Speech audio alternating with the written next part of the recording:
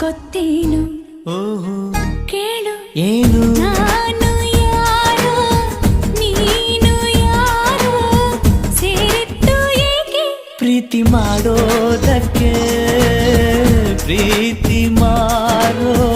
ದಾಸ ಯಾರೋ ಮಾರಿದ್ದು ಏಕೆ ಕೂಡಿ ಬಾಳೋದಕ್ಕೆ ಈ ನಲಿವಿನಲು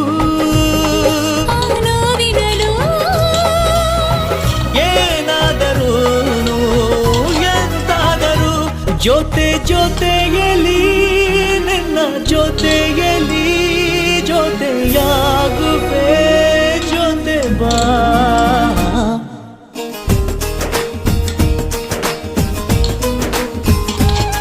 ಓ ಗುಣವಂತ